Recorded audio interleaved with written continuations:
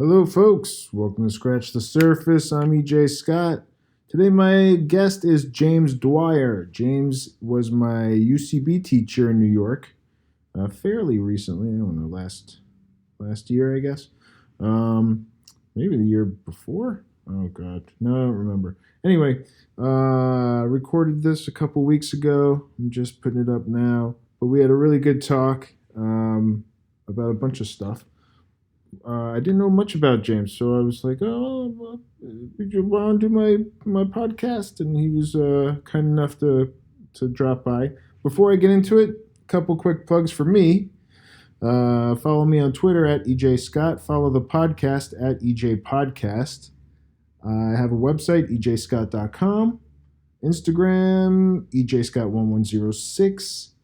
I'm raising money for charity. Go to crowdrise.com/7on7. That's the number 7 on the number 7. I have a documentary on iTunes, Amazon, and Google Play, all digital platforms, called Running Blind. And in 2012, I ran 12 marathons in 12 states blindfolded and raised a bunch of money for charity because I am going blind from an eye disease called choroideremia, and I'm legally blind now, and it runs in my family. I have a brother and 2 nephews that have it, and I'm always trying to get the word out about it. So you can see what I did in this 30-minute documentary called Running Blind, and it's only about $2 or $3 to buy or rent it. So it's not much money, and it's very well done. This guy I know edited and directed it, so it's a good investment if you wanted to check it out. Okay, thank you. So I talked to James about a bunch of stuff. He's from New Jersey. We talk about his Catholic school upbringing in New Jersey. We talk about improv and comedy. We talk about dating. We talk about ASMR videos, which was completely foreign to me. And if you're not familiar with what that is, we go into it in our talk. He did a bunch of cool credits. He was on Master of None and Difficult People, and we talk about that a little bit. We talk about a petition he started for Congress to shit in Jason Chaffetz's mouth. And we talk about so much more. So I hope you enjoy it. And without any further ado, here he is, James Dwyer. Hi, James. Hey, Jay, how's it going? Good, man. How are you? Great. How's UCB going? It's good. I'm teaching a lot at UCB right now. Shirt? Oh, hell yeah. Just for you? I was teaching a class last night there. Yeah. What's that? How many classes are you teaching? I teach 4 classes right now. Oh, what levels? Different levels? Yeah, I do 101, 201, 401, and advanced study. And I like it. Although I'm going to take a break pretty soon. Yeah, too much? Yeah, it's fine. I mean, it's like 12 hours of work a week, but it's you burn out a little. Yeah, there's a lot of improv and kids going, I don't get it. Yeah, a lot of people not getting it. Right. But I mean, I didn't get it when I was doing it. So. Right. But yeah, so I'm doing that. Other than that, What do you do for your break when you take a break? That's a great question because this is the first break I've taken in a while. Yeah. So I'm actually trying to figure that out. Can it go away? I might go away. Yeah. Where would you go? Would you like I figured this all out yesterday. So you did? I'm still but I'm taking a break even. Oh, okay. So I'm still figuring that all out. Well, let's brainstorm. Where do we want to see you? Somewhere warm probably. Okay. Bahamas. What's that? Bahamas. I've never been. There you go. Yeah. Okay. Bahamas. All right, there it is. We're done. Yeah. That wasn't so hard. That wasn't so tough. Yeah. Are you a beach guy? No, not at all. Although, I mean, right now, I'd love to be sitting on the beach. Yeah. But no, not really a beach guy. I really want to do like a big road trip someday and just like go out. At least go to. I mean, so almost cliche, but I got to see the Grand Canyon or something, you know? Yeah, I've something seen like it. That. Yeah. Not to brag, but I've seen it twice. Damn, dude. Well, I've done a couple road trips. That's why. Right. You know. Yeah, that's awesome. Would you like to just travel the country and visit all 50 states or something like that? I would like to do something like that. I used to do like the touring company at UCB, and it was a good excuse to go to places that you would never travel to on purpose. Right. Because it'd be like small towns everywhere. And I love doing that. Although you'd always end up staying in a really bad hotel. I did a little bit of that, not for UCB, but in Chicago for this group called Mission Improbable. Okay. And they were touring, and I just did it a few times because I didn't like it. It's the shows I like. Yeah, the experience is terrible overall. So driving in a car and then rooming with somebody that snores all night. And they hotel. stick you with people in the same room? Yeah. You had your own room? UCB, at least, usually, you get your own room. Oh, see, that's not. That's different. They negotiate that much at That's least. different. Yeah. Because you have to do that. I didn't get any sleep sometimes. No, in fact, I'll even say because I had my own room, I almost looked forward to touring because it would be like a bed that's better than my own bed half the time. Right. And then the other half the time, there's like, something insane. Like you go in the room and there's like blood on the sheets or something like that. Yeah, it's just a murder. Yeah. Just half of the rooms there was a murder. That's part of the fun. I know. Like Discovery. Who killed it? Where's the body? Mm-hmm. That's it. You got to have fun. So. But yeah, a lot of improv, doing comedy, do like a weird show. What show? It's called A Big Dumb Thing. Okay. I do that once a month with Jackie Jennings. And that's a blast, but it's like at 11 p.m. on a Wednesday. Is it improv or sketch? Great question. A little both? It's a little bit of everything. Okay. Every show is just like a different idea for a whole show. Okay. It just has to be something that requires way too much work to be worth it to only do once. Oh, I've heard about this. Yeah, I've heard about this. Well, when is it? It's on the first Wednesday of every month at 11 p.m. So it's really hard to get anyone to come to that. Oh, really? But maybe I'll come to the next one. I'll be around for the next one. The next one's going to be weird. They're always a little weird. But the next one's really weird. Yeah, and then I say that, and then the next one's always much weirder than the last. So I saw there was somebody had put through Facebook. Somebody was sharing a video or something, and it said the lead singer of Korn. Oh no. I forget the rest of it, and I'm like, okay, I'll click on this. Mm-hmm. And I see a guy with all this hair. Now I'm a Korn fan, and I'm like, okay, what's happening here? And I go, wait a second, I think I know him. Mm-hmm. He was my teacher. Yeah. Did you know what ASMR is? No. It's like, oh God, I don't even know how to explain it. Basically, there's like this whole subculture of the internet that listens and watches videos where people whisper into the microphone, and it seems like it's supposed to be some kind of like creepy thing, but really it's just that some percentage of people, when you watch those videos, it like gives you tingles on your head. Okay.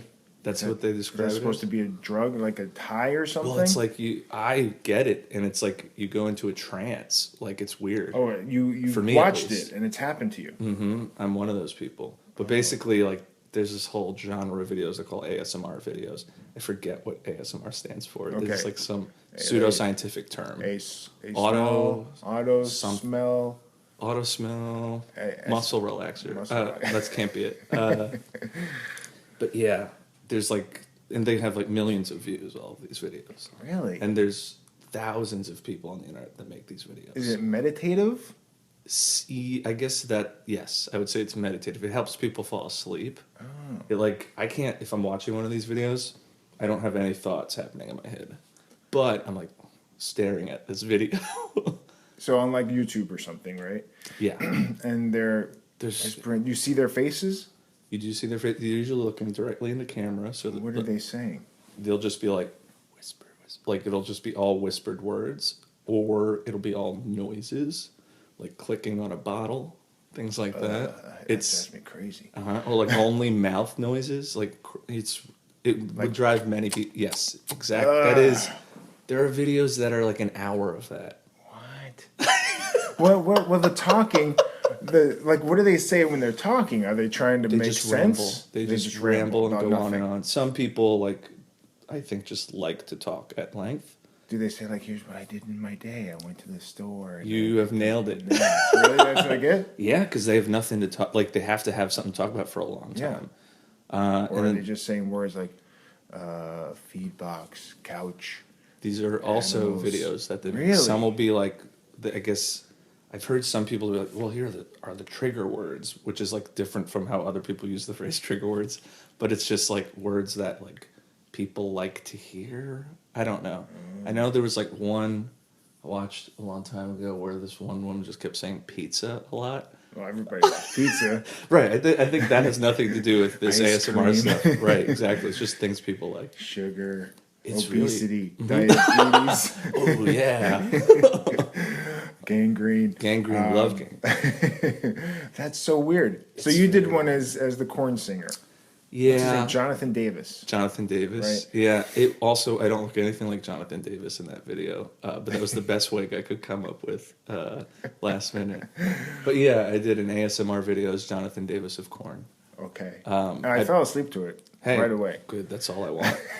I just want people to fall asleep. That's my brand of comedy. If you don't fall asleep during it, I'm failing. You're perfect. Yeah. Well, recently also I was taking a level 4 recently. UCB? Uh-huh. Nice. And so I needed to see shows. So one of the shows I saw was Herald Night, and it was in December.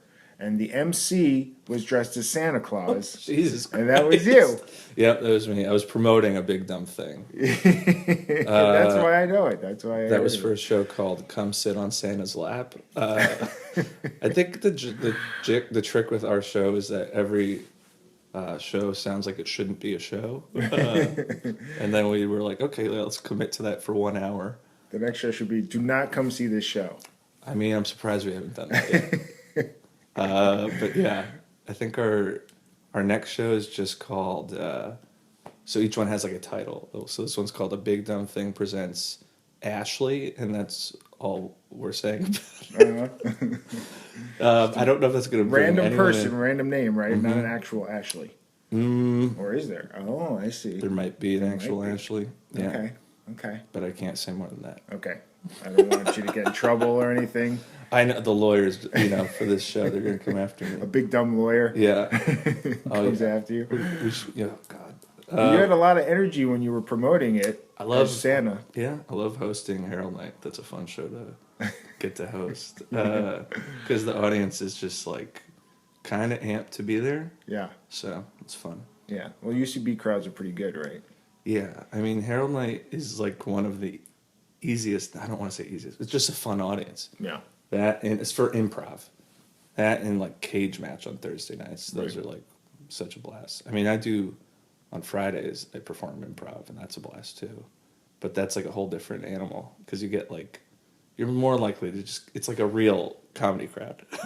Not that that's not a real comedy crowd, but they don't know the inside baseball on improv, so that's fun. Maybe the first long form show I've ever seen was at UCB as a cage match. I think me too. Yeah. In the late 90s. Okay. Whoa. Yeah.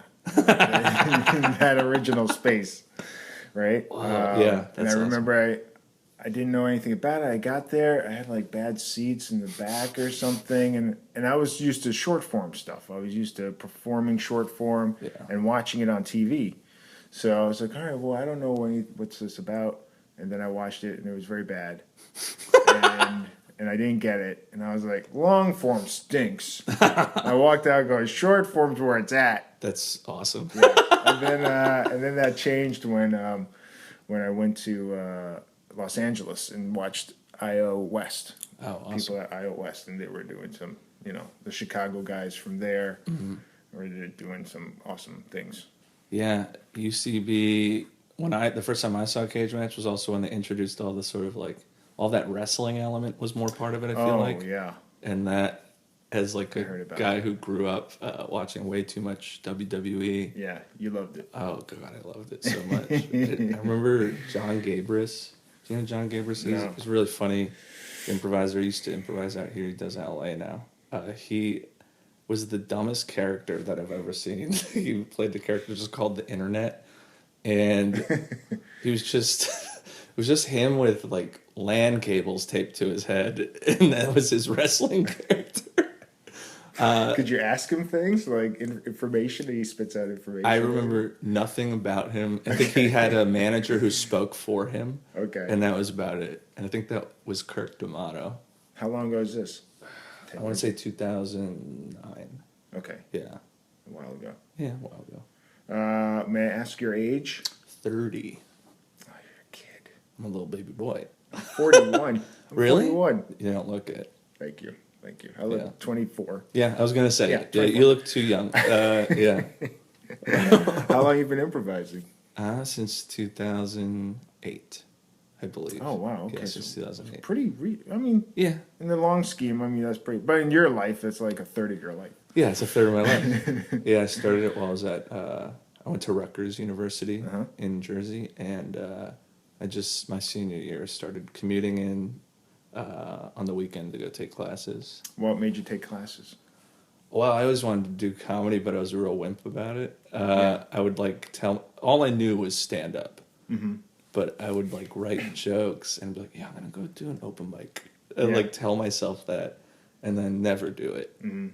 But I had notebooks full of very, very bad material that I threw away at one point. Oh. I know, what a shame. Now I wish I had it. You could do a whole show at UCB. I would love that. It would be so bad. It is a shame that I threw those away. But I tend to if I'm not careful, I will become a hoarder.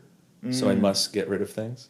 Oh, that's interesting. It's good awareness that you have about that. Yeah, the awareness only kicks in when I realize, okay, I have too many things right now, and everything's a mess. Do you live with anybody? I have 3 roommates. Oh, that's not good. They're not going to like the hoarding. Well, yeah, so that's also why I've been very good about it. Okay. But yeah, my old apartment was a mess. But comedy, I used to want to do stand up. I remember in high school, my friends would try to tell me, yeah, you got to do it. Just because I'm the funny friend or whatever. You're the funny friend, right. And then in college, I remember one of my roommates, his girlfriend was living in our house at the time. We were all hanging out one night, everyone in the house, and they convinced me to sign up for an improv class, and I knew nothing about you hadn't seen any shows or anything? I had seen nothing. Did you watch? I knew UCB existed. I knew about the TV show. Right, the sketch show. Yeah, but at the time, she was taking classes at the Pit. Or no, she might have been on a team. I think it was Grace Helbig. She does a lot of YouTube stuff.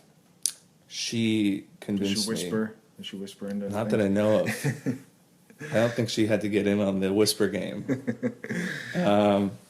But her and her friend Michelle, who were there that night, convinced me to sign up for a class while I was drunk. So that was the only way, sadly, that I got into improv. But I'm so glad I was hooked right away. Yeah, that's pretty addictive. Especially if you think you're a hoarder, you might have that kind of. Ooh, I need more of that. This. Well, I was like that immediately. Yeah, me too. Started taking classes, and I would be in I'll try to convince everyone to do a practice group. Then I'd go to shows all the time. Yeah.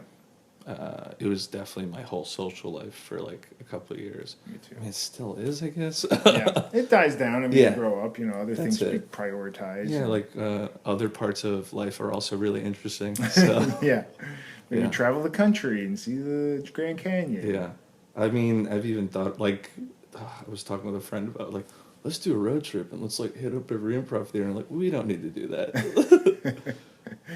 We could just do a road trip. I did, in 2012, I ran marathons in 12 states. Mm-hmm. And so in most of those states, I did an improv show. Oh, that's awesome. To go with it. Because it was fundraising stuff. Yeah, it's worth it. I mean, even we were talking about doing it, maybe there would be it'd just be fun. It's fun to perform. Yeah. And if people would let us perform at their theaters while we're in town, it's why not? I got to perform with Ryan Stiles. Speaking of whose line is it anyway? I'm obsessed with that. That's amazing. He was great. It was a fun show. It was a lot of fun. You ever get to perform with Greg Proops? No, I wish. I'd love to. Is it Proops or Proopst? Proops. Poops. Poops. It's Greg Poops. It's a sentence. Yeah. With an R. I think it's Poops. Okay. Great. That's an unfortunate name, right? Yeah, growing up. You better have a sense of humor. I mean, he went into short form comedy, so he made up for it. Yeah. Yeah. So you're from? Oh, what are you gonna say? I'm from Jersey. You're from Kendall Park. Yes, Kendall Park. Born and raised. Born in New Brunswick. I mean, it's the closest hospital. But yeah, born and raised in Jersey. Same town, my whole life. Okay. What was it like there? It was very suburban insofar as like it's one of those suburbs where there's just no town center. So it's just houses and the occasional strip mall and like a Dunkin' Donuts, McDonald's, a couple of banks. Right. Yeah, there's like nothing in South Brunswick. So South Brunswick is the township that Kendall Park is in. Do you get into trouble when there's nothing around? Me, I did not, because I was like kind of a wimpy goody two shoes growing up. I was very shy when I was younger, and I went to Catholic school through high school. That'll make you even more shy. Some people were insane. So, yeah. But yeah, I was a good boy growing up, and then I went to Rutgers University, and day one kind of like went insane. Not insane. I just was like, whoa, everything's cool here. Coming out of your shell. Mm-hmm. I remember, oh God, this is my first day of college. I remember I was like, okay, you're starting over a bit. Like, because I was like my senior year was really fun in high school. With the rest of it, I was kind of like very quiet and like insecure and didn't have a ton of friends, I remember, for a while. But my senior year, I had a lot of fun because I just started acting out. And I realized I was like, oh, I'm funny, and I can relate to people. Yeah. People laugh. That was like all I had for a bit. But then my college, I remember the first day, I was like, I'm going to introduce myself to people. Like, it was like a huge deal to me. Yeah. I met a bunch of my best friends my first day of college. So. Well, I didn't go to Catholic school. I went to public school in Long Island. But like, when you're introverted, I was a shy kid too. I was more introverted. Yeah. And when you're growing up with the same people for your whole life, you pretty much stay that way. Yeah. Because they recognize you as one thing, and you recognize them as something, and you know each other's places. Yeah, there's no reason to think outside of that necessarily about each other. You know, that's your context for each other for as long as you know each other. Yeah, it's good to like. I remember. My contacts with my high school friends, who I still keep in contact with, who I knew from, some of them I know from like, I want to say like second or third grade. I've known them, and then versus my contacts with my college friends, like I'm still me to all of them, but it's like a very different experience of, our growth as people and how we view each other now, I think. Did some of your friends growing up, are they still in Jersey? Kendall Park? That's a good question. Have they ventured out at all? I don't see. Yeah, when I go home to Jersey, I don't keep in touch with a ton of people from Jersey. Right. Everyone I know is kind of spread out now. Like I have friends in Boston, from Jersey, New York. I have one who's in Alaska. Although actually I don't know where he is. Right, he's in the Air Force. But yeah, everyone's pretty spread out. Yeah. Everyone I know got the hell out of Jersey, or at least got out of the hometown. A lot of people I know are still on Long Island. Yeah. Which I think is bad. Yeah. My family's still there. My brother's still there. My sister, my parents. Yeah, my brother is living at home. Well, he just got out of college though, and he's like commuting 2 hours every day to his job. This is the first job he gets. It's a good job, but he's going to move soon, I think. It's in Pennsylvania. But yeah, it's good to get out of your hometown. Yeah. At least for a little while. Yeah. And I've noticed, like, friends I've had for a long time, I'm having a harder time, relating to or talking with. Well, yeah, I have, like, friends who, they're not in the hometown, but they haven't changed at all since high school or college. Yeah, that's not good. Yeah. And then, so, like, I have some friends who I'm 30 now, but I'll meet up with them and they're like, we got to get hammered. I'm like, no, we don't. We can just hang out. Let's go drink in the parking lot. Dude, Home Depot, let's go. This is some Stone Temple Pilots. Yeah, it's like I still, but then like something that has happened is I've mostly phased the people who can't get out of that out a little, and I feel bad. I think maybe I've iced them a little. Yeah. But there's a point where I remember when I was living in New York. I moved here in 2009, so I was like commuting for a year into the city, and then I got a job in the city just so I could keep doing improv. Because I never imagined living in New York, really. Yeah. But I also never knew what I wanted to do. But I remember I would have old friends come visit while I was hanging out with my new friends in New York, and some of those friends were such a problem that it was like, I was like, oh crap, maybe not everyone has to be your friend. You know? Right. What were their problem? Hardcore drinking and then acting out and being jerks to my friends for no reason. That's no good. Yeah, just like, you don't need to be mean to people. Yeah. Ever, really. Yeah.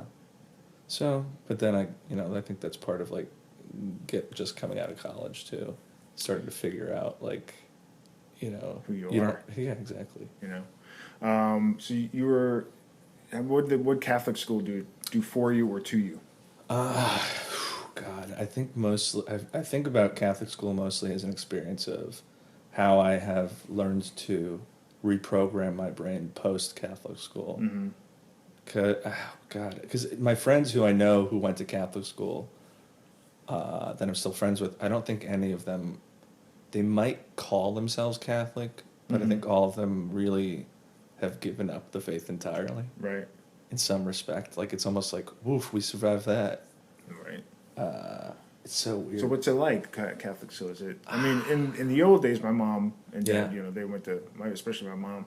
She spent her whole life, including college, in Catholic schools, where they can be abusive. Yeah, they'd wrap you on the. I didn't have any of that. Yeah. They wrap you on the knuckles with the ruler if you were left-handed. Right. I had like an uncle. Yeah. A lot of verbal. Oh God, abuse they were and just stuff too. a nightmare. For me, it was more. We actually had mostly. Like I guess lay people as teachers, so like no nuns or brothers or priests or anything. So they were like fine. They were nice. I had some nice teachers in elementary school.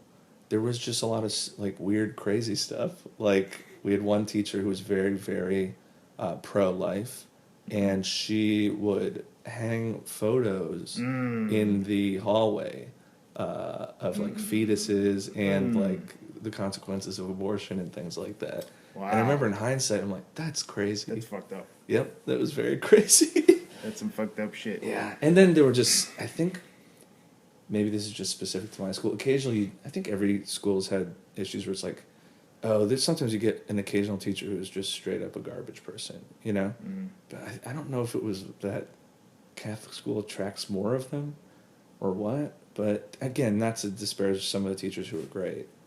But we had teachers who just were going through rough stuff, I think, while they were teaching there. Because I think part of it, too, was everyone knew that you made less money if you taught at a Catholic school. Oh, really? And, yeah, well, at least, I mean, at my school, I think that was pretty much known. Yeah.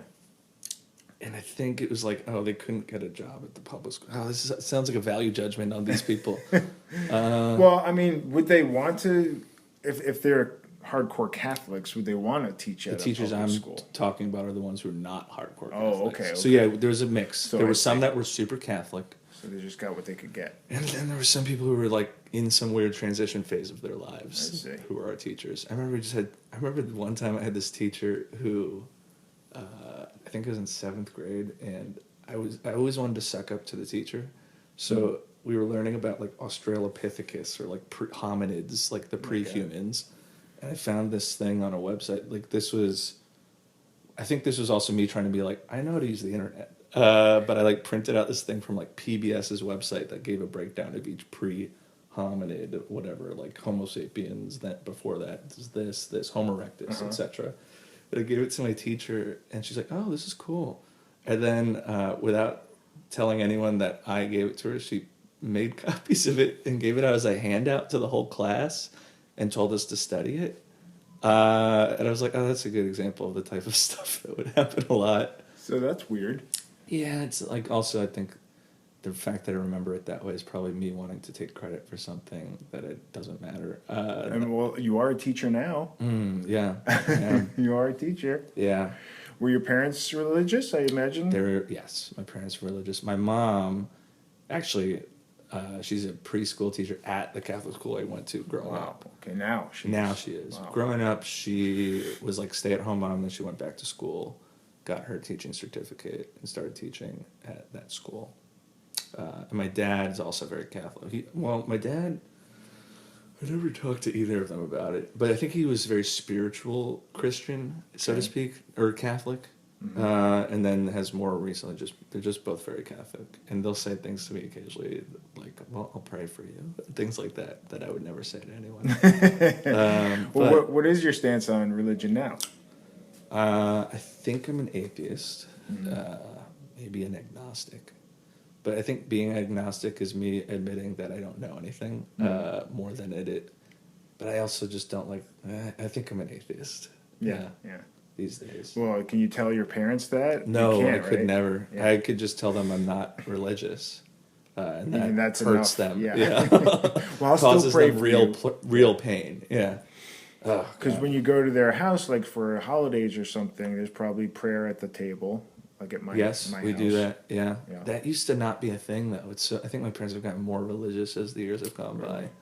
Yeah, as they get older, closer to death. Mm-hmm. I think they're just like, well, I hope something's next. How many siblings do you have? I have two. I'm the oldest. I have a younger sister whose birthday's today. I'm going to text her right after this. Happy birthday. Yeah.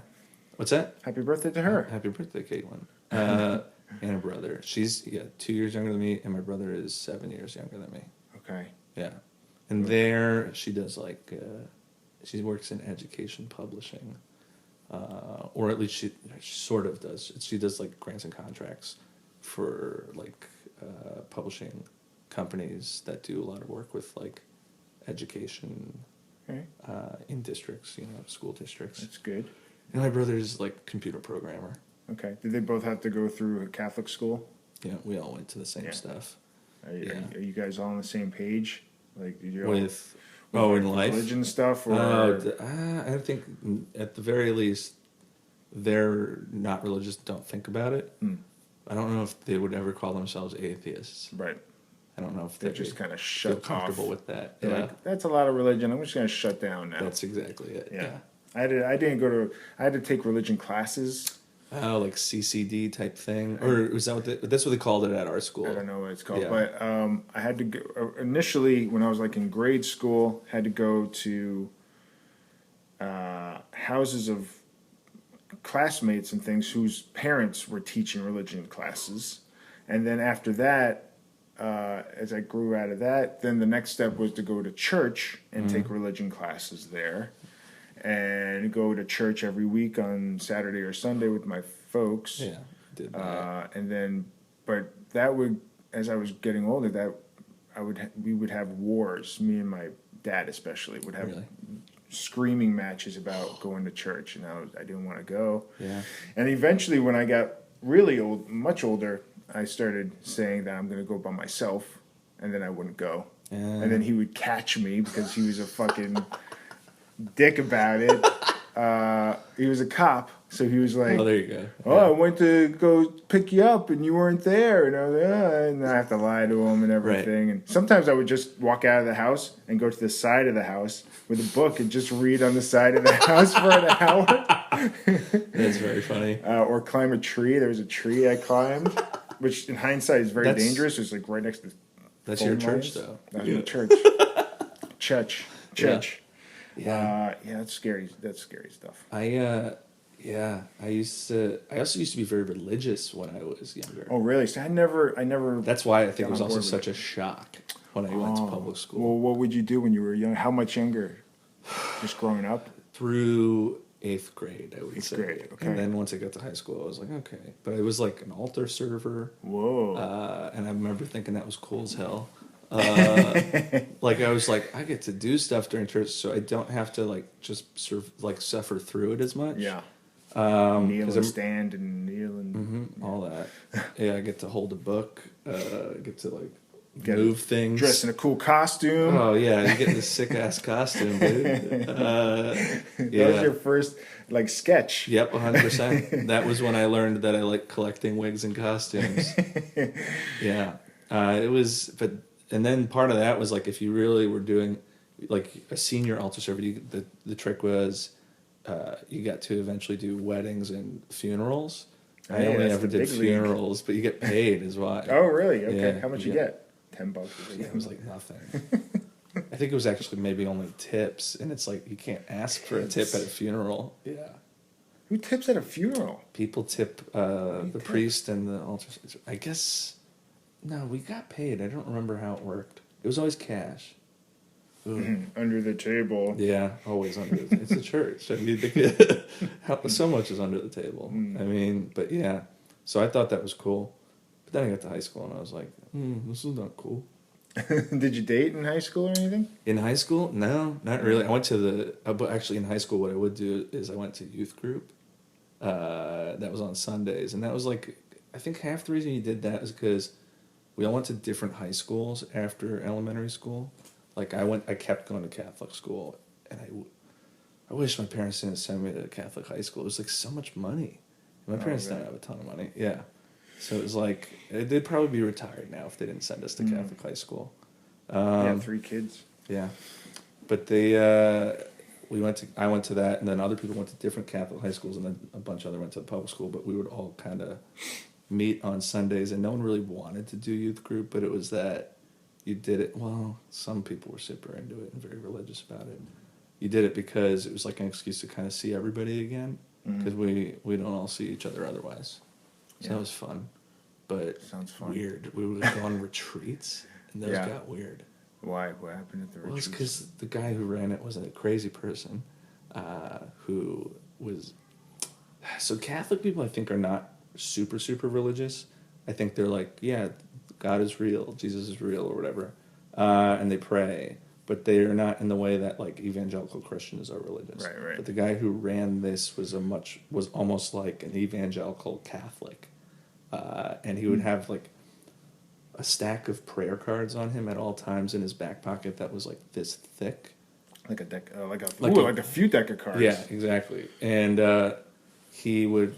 I think he was just a guy who was messed up. He would cry all the time at this stuff and make everyone really uncomfortable. And we were high school kids, so we were the worst. We would like laugh and snicker while this is happening. This guy's having like a mental breakdown. The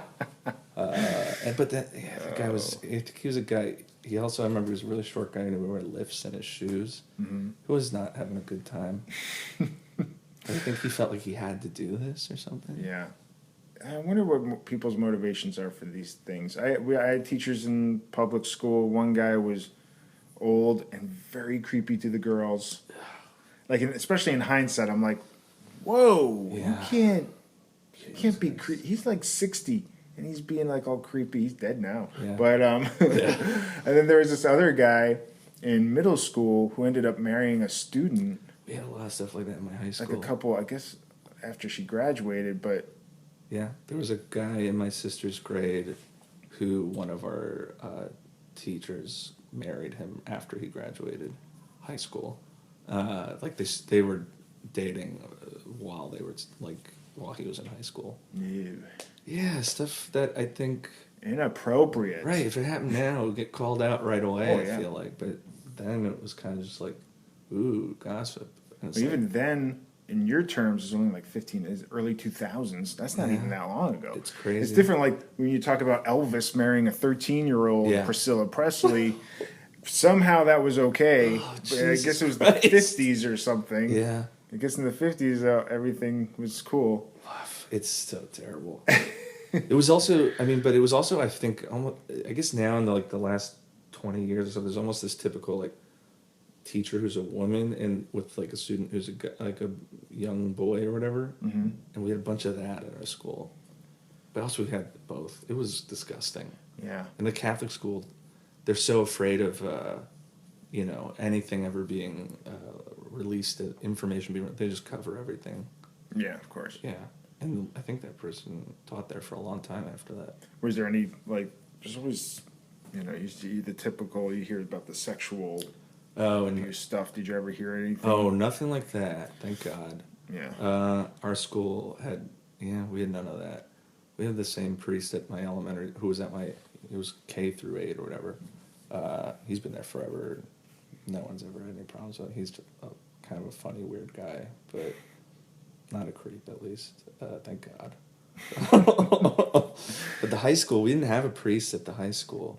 But what we would do is there was like a priest who was almost like a priest who was on loan or something, would show up once a month, and we'd have like a mass in the auditorium with that guy. And the only thing I remember about that guy is I just remember, God, why am I talking about 9/11? I was in high school on 9/11, and he told us on 9/11 we were all being drafted. Like, oh my God! On like that day, he's like, "You're all going to be drafted soon." That he was day, serious? Yeah. He was dead serious. What'd you think about that? Did you take it seriously? I still hadn't even seen anything on TV, like, because they wouldn't let us watch it, and I didn't know what was going on. I was just like, and I had to go home and be like, "Am I being drafted?" And my parents were like freaking out, like, "I don't know." Oh Jesus! Yeah, that's fucking. That's crazy. Everyone in that, especially I went to, I hate this place, Notre Dame High School. They're all monster people. But there's a million Notre Dames, but. So many people there were psychos. Why? What were they doing? They were everybody, and again, I think maybe it's a Catholic school thing, maybe it's a school thing. It just would attract these teachers who were insane. I just teachers who would scream at you like nonstop. And again, it's also like I can't imagine being around high school students. Yeah. All that, I think I'd go insane. Yeah. I hate being on the train and high school students all pile in. Yeah, me too. That's the worst. I know for sure we in high school there was what was she teaching? Not math, maybe math, or maybe English. I don't remember, but we definitely threw her over the edge because she retired. Yeah, and she got work at the local library. So I would see her in the library. And I'm like, oh, this is a lot quieter. It's a lot quieter than the classroom I was in. One thing, even through all of high school, I always had to take a religion class. So for 12, 13 years, I took a religion class every year, which is like, that'll keep you religious, you know? Yeah. Teaching it like fact. But my senior year of high school, we actually had a class where, oh God, I felt terrible for this teacher. She was so nice. We were all like checked out, and we all were friends in this class, and would just goof off all day. Yeah. And also it was like, at this point, we're like, it's religion class, right. You know? God's watching. Yeah. It's like, no, he's not. He's not. Yeah, that's not happening. But basically, I remember she was our third teacher that semester because the first teacher fell ill. The second teacher, we only had her for a week because of a freak accident. They're just getting knocked off. She had a freak accident? Yeah, she slipped on ice and broke her. Yeah, but it was sad. She was okay, I believe. Okay. But she was a crazy person she was passionate about volunteer work, but that manifested on a daily basis in the way that she would scream at us and tell us there are children who need help. And we'd be like, where is this coming from right now? Like, because if we were goofing off from religion class, she would relate it immediately to that there are people who need our help, even though it's not what we're talking about. And then she hurt herself. And then our third teacher, the nicest woman, we made her cry. I remember we made her cry once. And it's just like, yeah, that's terrible. I think we made a teacher cry too. Yeah. There was that woman that retired.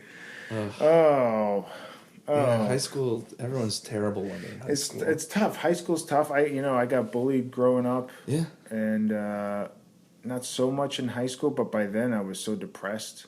That's it. I was so depressed, and then my senior year, I finally felt like I wasn't depressed because I figured out. Yep, you're gonna get out of there. Yeah, and I was the same way. I suddenly felt like people liked me for the first time in a long time.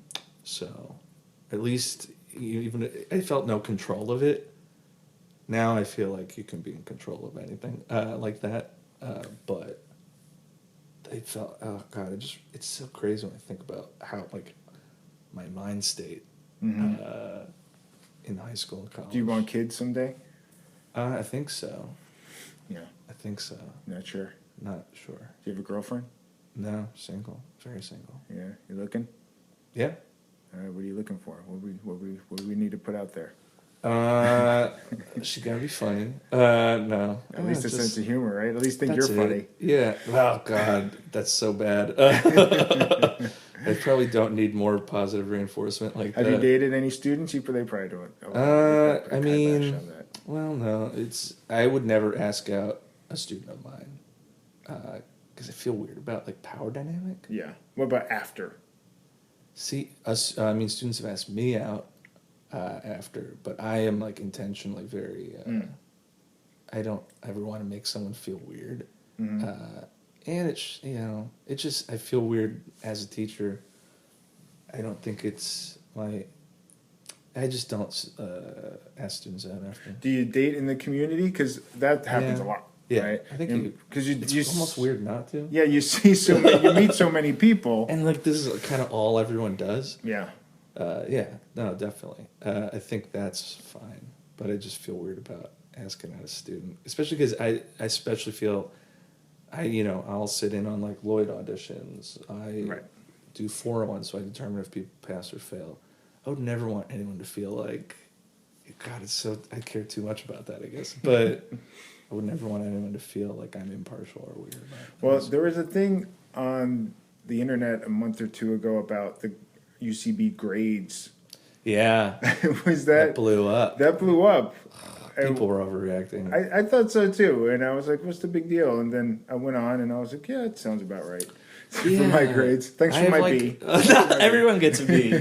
I have 2 A's, and I've taken so many classes. Yeah, that's just like I don't give A's to anyone. Is that a new thing? So here's the thing. Here's my 2 cents, and it's me stating my opinion too much on all of it, but it's always existed, but when teachers grade, that's more of a tool for the teachers than it is for, like, the notes are for students. That everyone should be able to see their notes, I think, actually. Yeah. I don't think the grades matter. But it's always been there. I never thought of it as A, B, C, D. I always thought of it as superior, pass, or conditional pass or fail. Everyone's going to automatically pass. And if you get a conditional pass, a fail, or superior, that's an outlier. Okay. I would say I give pass to like 98% of my students, maybe 99%. But I mean, it depends on you do evaluate every person. Because I took classes at UCB in LA many years ago when it first opened there's probably no grades for that. There were no grades for that, so it's not. So it's more of a recent thing. I think it started before I started taking classes, because every class I took I got a grade for. So it was at least before 2008. Matt Besser would have given me an F because he hated me. I've seen some. They also, I think they changed what the grades meant at some point, because some of the very old grades are like there's just more Fs, there's more Ds, but that didn't mean you have to repeat level. It meant. Well, I don't know what it meant. You suck, but you could go on to the next level. Something like that, yeah. They were just harsher. But I think because it was always evolving, like the school grew so fast. But like at some point they very much standardized it. And that's when it became the sort of ABCD, and it means what it means now. What were UCB communities saying when this all kind of caught fire? Like a month or two ago, you mean? Yeah, were they just ignoring it, or? Just like I have the teacher perspective on it, but then I also have seen a lot of people freaked out about it. It's always existed, but I also think everyone put too much weight on it. That's my opinion. They got too riled up about it. I don't think it matters. I don't think teachers think it matters, and I don't think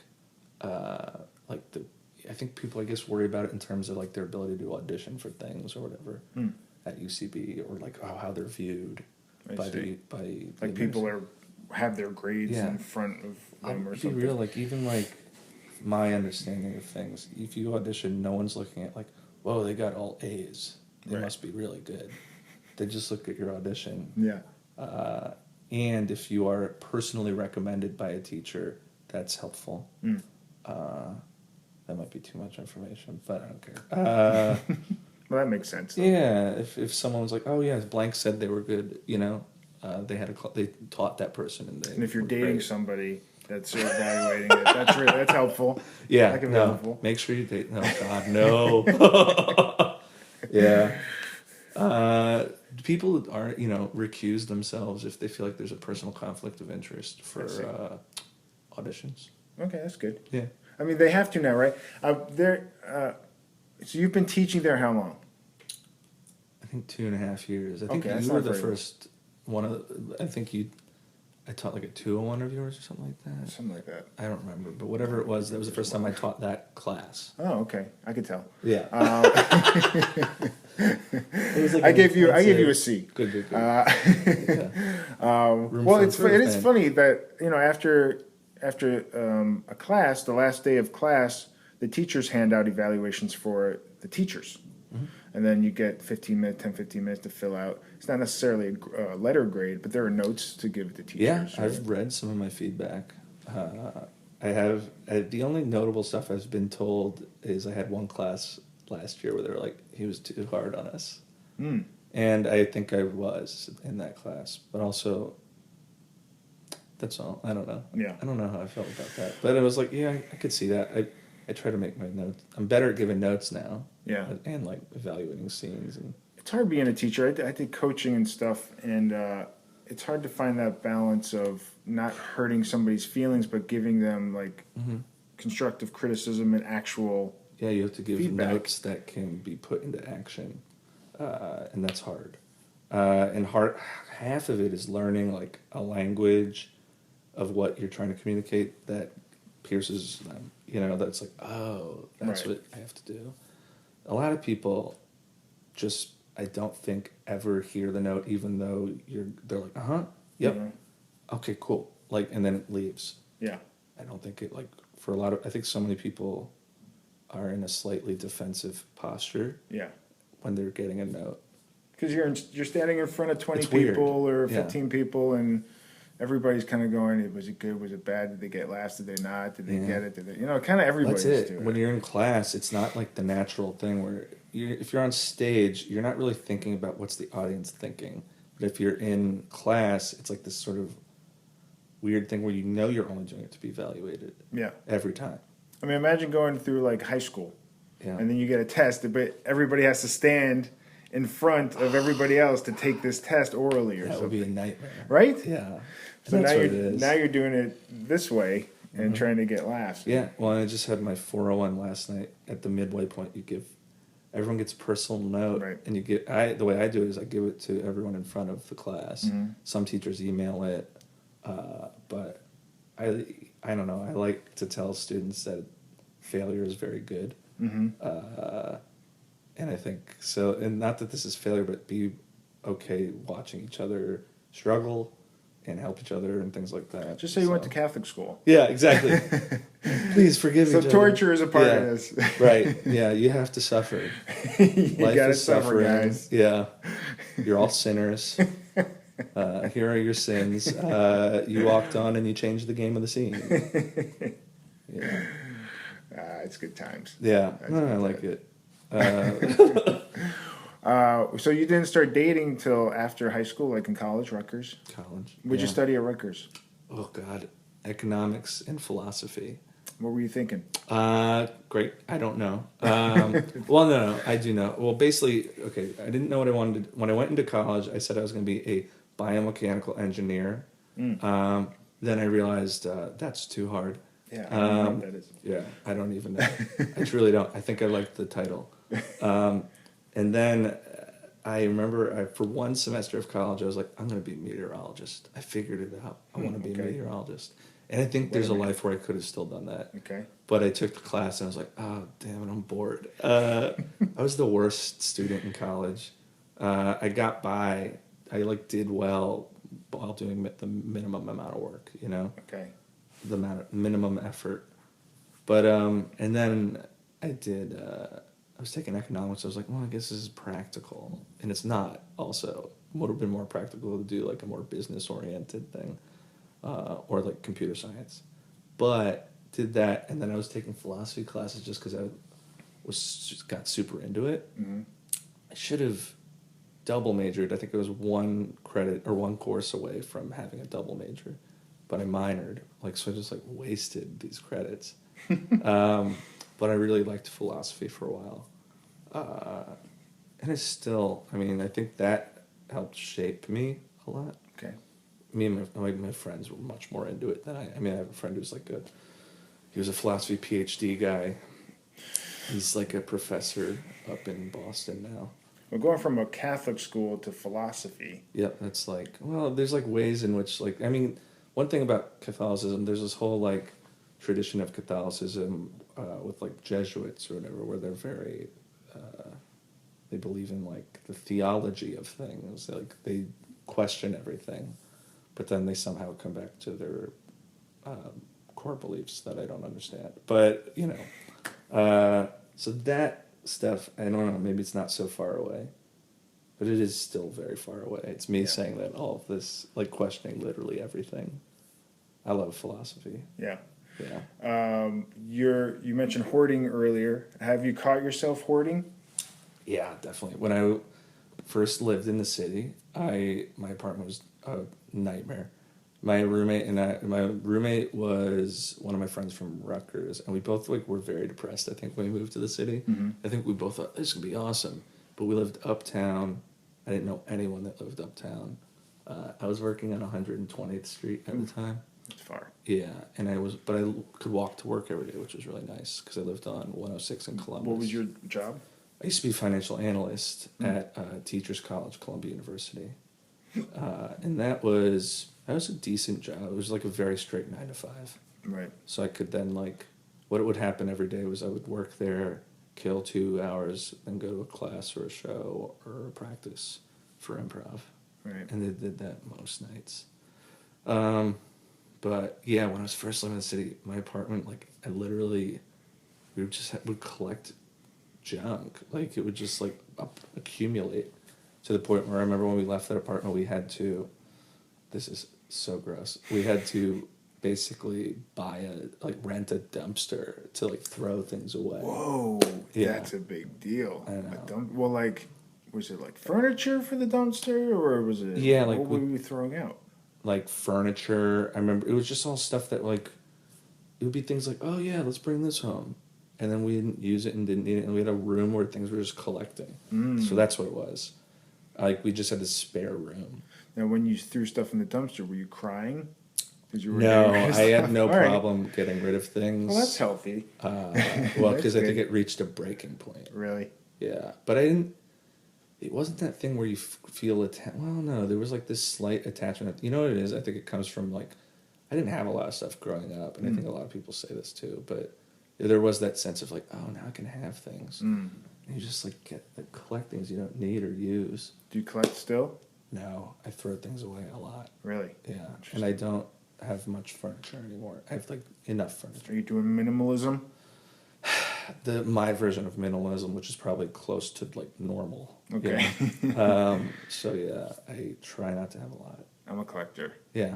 I collect stuff. I just had to throw. It'll do that thing where all of my drawers fill up with junk. Mm-hmm. So I just purged a bunch of stuff the other day. That's good. Yeah. I try to purge, but I have so much to purge. Yeah. It's a lot of time. Well, every time I do something, I'll hold on to some keepsake from it, and now I'm realizing and then I look back at something and I'm I don't care about this. I don't care about this. That's good though. I have to reevaluate it every time though. Otherwise, I held on to some of that stuff for years. Yeah. And this is my post-hoarding life. Well, the one thing you should have held on to were your jokes. That's the one thing. It would be so great if I still had those. there might be one notebook. See, I even say that I don't hoard. There's a couple things under my bed. There's just a box full of crap under my bed. Mm-hmm. Maybe it's in there, but I feel like I threw it out. Have you done stand-up yet? I have technically done stand-up. Okay. I think I might enjoy it more now. I have only bombed doing stand-up a couple times. Because either one time I tried to do all really bad jokes, and then another time I tried to do it more like storytelling. That was bad. That was really bad. It was just like trying too hard. Didn't feel very natural. You have a lot of, I feel like with the Catholic background, you have a lot of material. I mean, I think I do have a natural sense for telling terrible stories. So, but yeah, no, I mean, I am probably going to try to do some of that at some point. But it's like a whole other world to jump into. Yeah. And so there's that part of me that just doesn't want to start over with something. Well, is teaching your only job now? No, I mean, technically I'm an actor too. Well, yeah, I have your credits here. You're doing well. But I'm no, doing like, okay. day job, though? Like No day job, okay, yeah. that's good. I'm able to get by on teaching and all that. Well, you have some good credits here. I saw you in Master of None. I was like, hey. When I had the long hair back then. Yeah, Yeah. it's James. And you've been in Vinyl. Yeah, that was hilarious. I think I was out of focus for longer than I was in focus. Okay. Well, who'd you work with in that? Who you were around? Oh, God. On Vinyl? Yeah, I good cast. Yeah, I forget the guy's name. God, I'm terrible. The lead guy? No, he's like blonde hair and glasses. I don't know. I really don't remember his name. All But right. I remember He's not the director. She was awesome. I think her name was S.J. No, I don't remember. Master of None. You worked with That was Noel? fun. Yeah, Noel Wells and Aziz? Eric Wareheim. Oh, okay, Eric. Aziz was on set. He was so nice.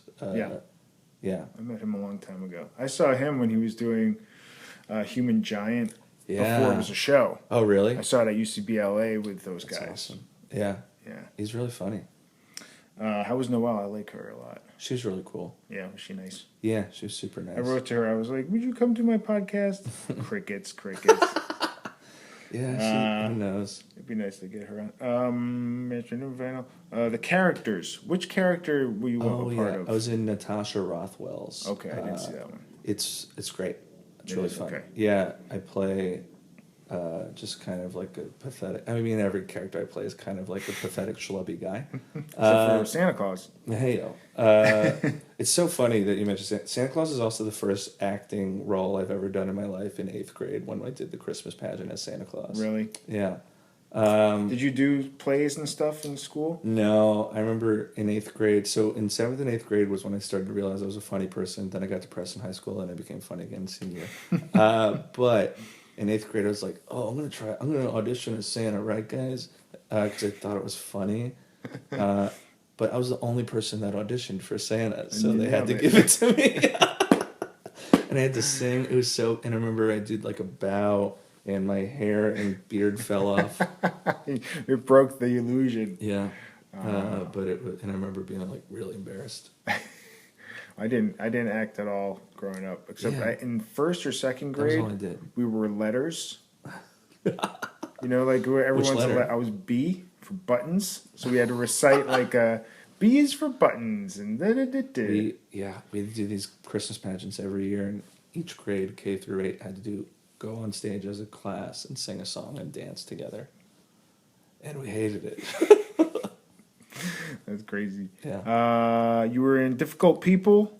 Yes, that was fun. Did you get to work with Billy and Billy Eichner? Billy on the street. Billy. Yep, he's hilarious. Did you get to run around with him? No, I didn't get to run around the street with him. No, he didn't bring the whole crew. What is he like? I can't tell if he's like a nice person or not, Yeah, really. I didn't interact with them that much because when we shot that, it was like their first day back from Christmas, or it was the first day back on that season, Mm-hmm. and that scene was like the third location that day. Like they had a bunch of, they were running around all day, so they were like zapped. Mm. So they just kind of swooped in, like we were all ready to go, and then they swooped in and we just launched right into it. So I didn't really interact with them much. The Detour, which is a new show on It's TBS. coming up. Yeah. So has that aired yet? I think it's airing in a week or two. Oh, okay. It's a small. They're all like, Yeah.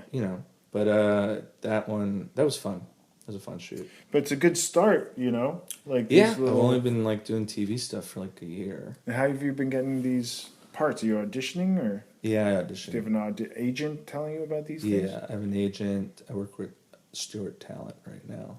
Stewart Talent. Yeah, they're good. I work with them I do a lot of commercial too. Yeah.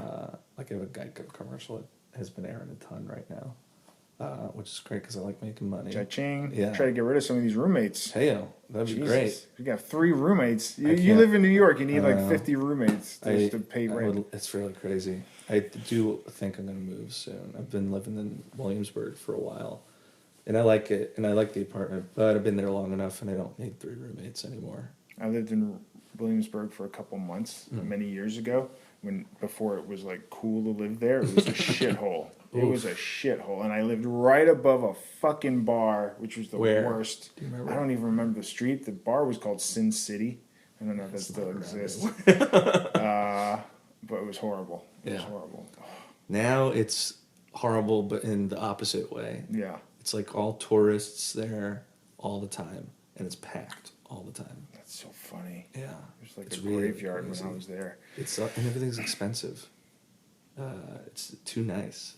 And I had 2 roommates, and that did not end well. Oof. Woof. That did not end well. Yeah. Only had too many roommates all the time. I'm done. Yeah, Can't do it anymore. I can't do roommates. Yeah. I think that was it for me. Yeah. No, actually, I had one more roommate after that in Los Angeles, a girl I knew from New York, and we lived together just as roommates for 9 months. But I was like, even after that, I was like, I can't do roommates anymore. I'll just take a shitty apartment and live by myself. That's it. I think I'm gonna start looking like how far out do I have to go? Like I just need a little more room, so to speak. But yeah. Park Slope's nice. Yeah, I have a lot of friends who live around here. It is good. Check it out. Check it out. Yeah, so what shows are you doing now? You're in a Herald team? Now I have Friday nights. I perform at the law firm. They used to be a Herald team years ago. That cast has changed so much though since. A lot of turnover in improv. Yeah, especially on those weekend teams. It just sort of churns in and out now. Yeah, I mean, I lived in Chicago for a few years after Los Angeles, and I was on like 4 or 5 Herald teams in 3 years in Chicago. Is it IO? Yeah, IO Chicago. Yeah, they do it they do it faster there, right? Like the. Well, it's funny. Some of the teams I was on were around for a long time, but they were like on their last legs. Ah, gotcha. And I was there to finish them down. Yeah. Well, 1 or 2 were new teams that we started, but new teams don't last long usually. I feel like everyone who did improv in Chicago for a bit was on like a Herald team at IO at some point. Mm-hmm. Everyone I know has been there. I feel like that's like part of it. Yeah, you try to get on there. You ever think about moving to Chicago? Probably not. I've been thinking about moving to LA. Every time last time I went out, I have so many friends out there now. Yeah. And it's nice to have a base. You're like, oh, UCB's out there. Yeah, that's it. I could teach. I could perform. Yeah, we might take our show out there if they'll let us have it out there. Just for one, if we're me and Jackie Jennings might do a show out in LA at some point. If not at UCB, somewhere else. But yeah, we get so many friends who just in the last year moved out there. Yeah. To the point where it's like, oh, where are all my friends now? I have plenty of friends here still, but when I go to Chicago, there's not many people. They're all in LA now, most of them. Yeah, everyone eventually moves. Yeah, at some point I'll be out there. Who knows when? Could be soon, could be a while. Yeah. Yeah. Well, hey man, you want to plug anything? A big dumb thing. Big dumb thing. March 1st. It's a show. It's a show. Right. Happens to also be a show. March 1st, 11 p.m. at UCB Chelsea. Yeah. Okay. And I noticed you post a lot about politics. I do a lot. I feel like it's hard to be funny anymore. Well, it's hard not to comment on these things, right? Yeah. Especially if you don't believe in what's happening. Yeah. It's so strong. It's just everyday, constant thing. To the point where I think I have to delete my Facebook. Oh, really? That's strong. Yeah. Well, I probably won't because I still think there's use for it, but it's so overwhelming. Yeah. But I don't worry about withdrawing too much. Mm-hmm. I'm like, well, I have to pay attention to see what's going on. I know. There's a weird balance we have to find out. I've not found it yet. And you put up a thing for a petition. You want to talk about your petition? Yep. Oh God, I wrote that last night because I was like going insane. What's the petition? Go ahead. Everybody will sign it. It's just a petition. I just think it's really important that Congress act and that they all take a shit directly in Jason Chaffetz's mouth, because I think he's a political partisan hack who has used his position, abused his position as chairman of the House Oversight Committee. I'm just so annoyed that they. So you should get some fecal matter. Yeah, that's it. Yeah, just collect it all. Not lose his job or anything. No. I'm not saying that. I'm not saying no. Please keep him. Yeah. just give him a mouthful of shit. That's all. That's all. Oh, I hate it. I hate him more than anyone. James is single, ladies. I am. So go find him. Have you done online go dating? Find me out on the street. Have you done online stuff? Yeah. Done some online stuff. I found my lady online. Oh, yeah? Yeah. I think sometimes Tinder's great. Bumble, too. Bumble's a good one. Yeah, those are after my time. Yeah. Oh, those are the ones now. Those are the hot apps. Yeah. Those are the hot ones. You got to have those hot apps. Yeah. Have you had like a long relationship? Honestly, not like a super long relationship. No. Right. But like, all's good. It's cool. I didn't meet my girl till 32. Hell yeah. So you got a couple years. I got a couple years to match you. Yeah. Yeah. Then after that, I should worry. Yeah, maybe a little bit. Yeah. Well, hey man, thanks for coming here. Thanks for having me and talking with me. Yeah. And go find James. Go watch him in person. He's very funny. I recommend that too. And go have him as a teacher. I recommend that as well. Yeah, and don't give him a hard time. I hate it. Don't give him a hard time. All right, thanks, James. Thanks. There you go. That was my talk with James Dwyer. Thanks so much, James, for coming by, talking with me. It's been a few weeks since we recorded, so a little update. That vacation that James went on was to Ireland. The correct answer is Ireland. And it looks like he had a good time. Hope you did. And once again, follow me on the Twitter at EJ Scott, at EJ Podcast. EJScott.com is my website. Crowdrise.com/7on7 is the charities. Running Blind documentary on Amazon, Google Play, and iTunes. Only $2 or $3 to buy or rent it. It's a good thing. You'll be inspired. So there you have it. I guess that's everything. That Geico commercial James talked about, I see 2 or 3 times a day. And I'm glad I always go, hey, there he is. So very happy for you, James. And hopefully there's a lot more of James in our future, folks. And so if you like this podcast, please tell your friends about it.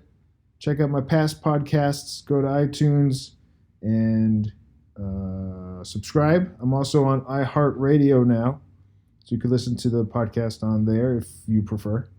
And that's about it. So we will see you next time. Thanks.